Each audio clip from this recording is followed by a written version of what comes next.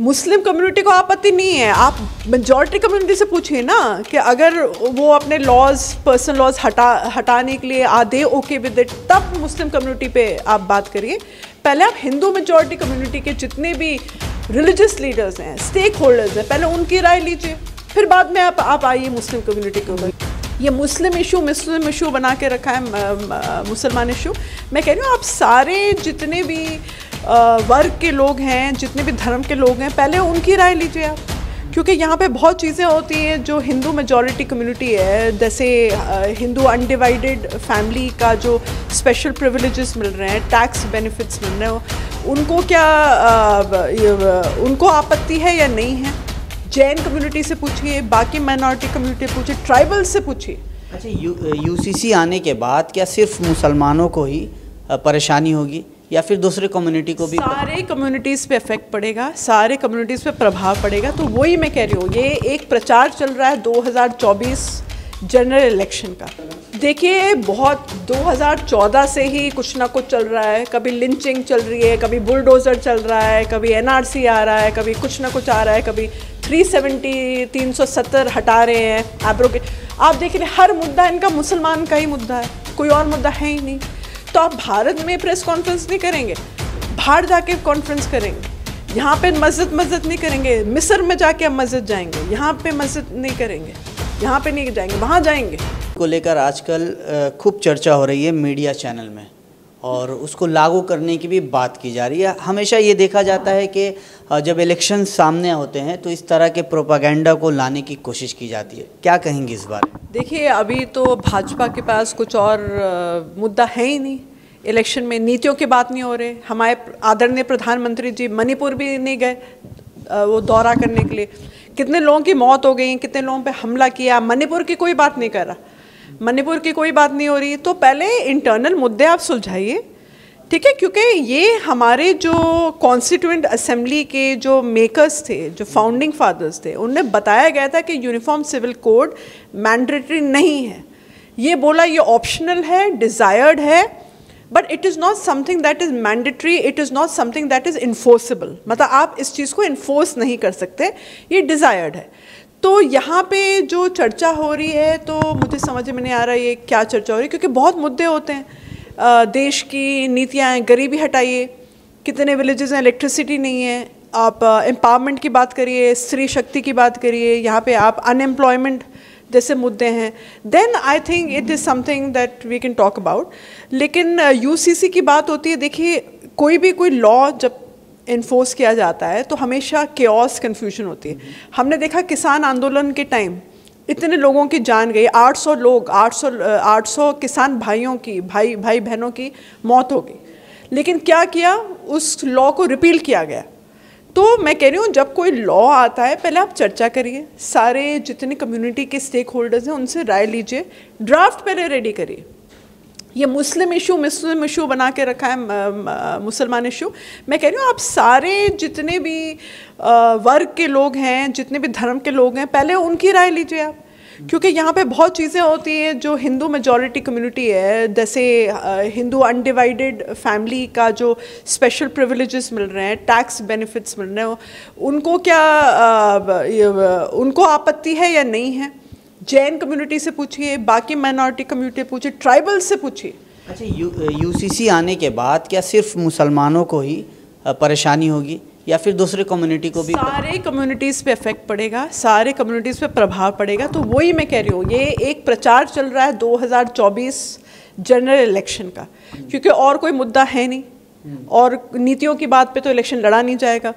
ये होगा कि कुछ लोग यहाँ पे कन्फ्यूजन हो भारत में, या कुछ केओस हो, इस तरह के दंगे फसाद हों, तो एक ही पार्टी है जो पॉलिटिकल बेनिफिट लेगी, और आप जानते हैं वो कौन सी पॉलिटिकल पार्टी है। बस यही चल रहा है और कुछ नहीं है। मैं तो यही कह रही हूँ कि मुस्लिम कम्युनिटी को आपत्ति नहीं है, आप मेजॉरिटी कम्युनिटी से पूछिए ना कि अगर वो अपने लॉज, पर्सनल लॉज हटाने के लिए आधे ओके विद इट, तब मुस्लिम कम्युनिटी पे आप बात करिए।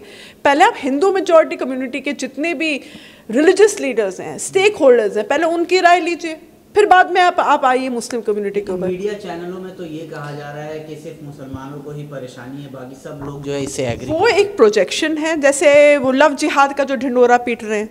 कल ही मैंने वो अफवाह पिक्चर देखी नेटफ्लिक्स पे, आप देखेंगे पिक्चर आपको समझ में जाएगा कि किस तरह का ये राजनीति गंदी तरीके से खेला जा रहा है, क्योंकि एक तरीके से बैन कल्चर चल रहा है। वो दिखा रहे हैं वीडियो पे, कोई एक आदमी है वो थूक रहा है या कुछ पका रहा है, बोलेंगे देखो ये खाने का जिहाद हो रहा है। फिर बोल रहे हैं आईएएस में लोग अगर अपनी मेहनत से आईएएस क्लियर कर रहे हैं तो ये लोग टीवी चैनल्स क्या दिखा रहे हैं, गोदी मीडिया चैनल्स, के आईएएस जिहाद हो रहा है। मुसलमान कौम जो है अपने बच्चों को आईएएस में दाखिला करा रही है और यहाँ पे जिहाद लड़ने को ये लोग आईएएस ज्वाइन कर। तो ये अफवाहों पे मत जाइए, ये एक फेक नैरेटिव चल रहा है।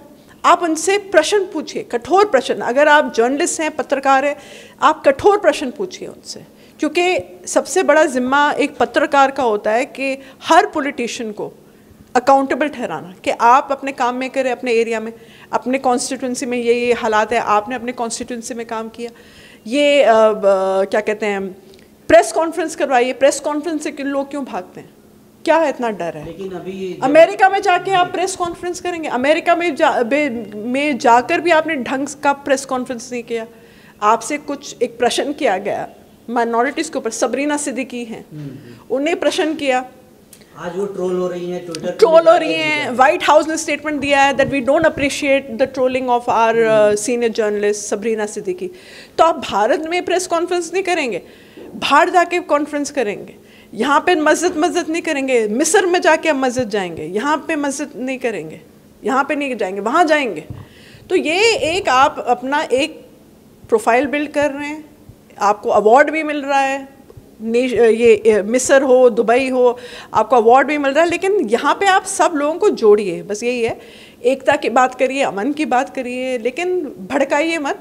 और इलेक्शन नीतियों पे लड़ा जाता है, वसूलों पे लड़ा जाता है, ये सब गंदगी से नहीं लड़ा जाता। 2024 इलेक्शन से पहले लगातार कुछ फिल्में आई, the Kashmir files, the Kerala story, अब 72 हुर्रे आ रही है, फिर यूसीसी का एक प्रोपेगेंडा लेकर के आया जा रहा है। तो क्या मतलब ये सब राजनीतिक चाल है, इसको क्या समझ? पूरी राजनीतिक चाल है, ये एक के बाद एक ही पिक्चरें बन रही हैं। ये केरला स्टोरी केरला को बदनाम करने की एक साजिश थी।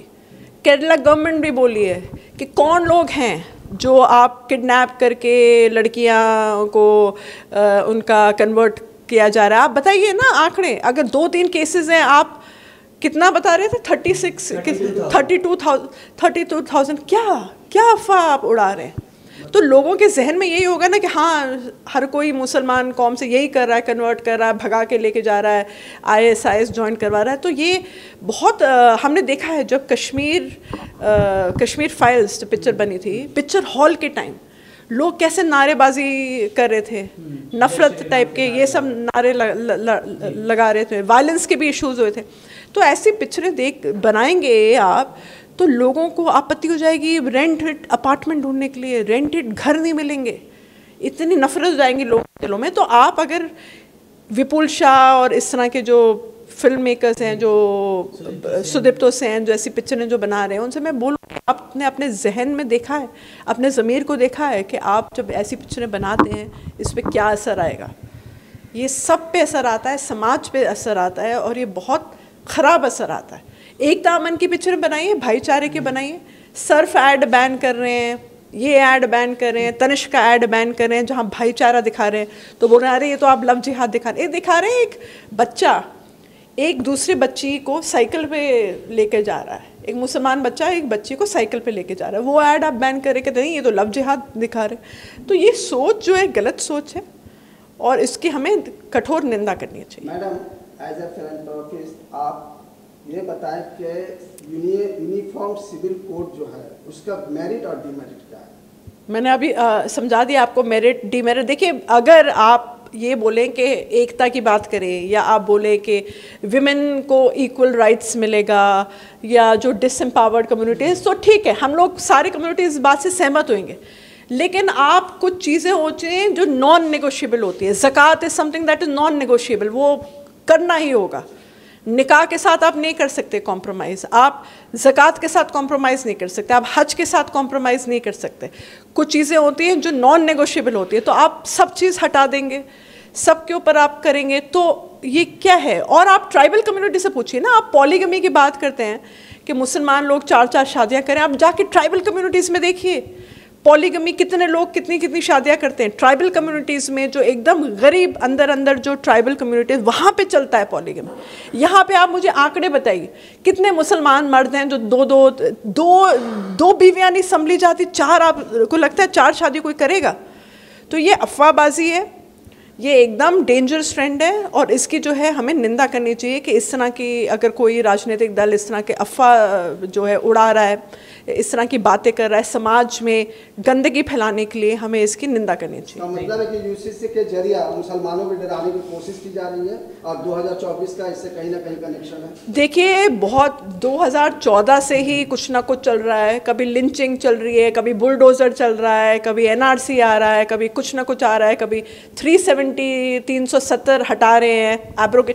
आप देख रहे हर मुद्दा इनका मुसलमान का ही मुद्दा है, कोई और मुद्दा है ही नहीं, नीतियाँ हैं ही नहीं, कुछ इनका इलेक्शन मैनिफेस्टो का कहाँ पालन कर रहे हैं। हर मुद्दा आप देख लीजिए, कभी ये बोलते हैं रोहिंग्या बैठे हुए हैं, कभी बोल रहे हैं एनआरसी हटाओ, कभी कह रहे हैं एनआरसी लागू करो, फिर कुछ ना कुछ इनका हर मुद्दा मुस्लिम बेस्ड मुद्दा है, उनके पास और कुछ है नहीं।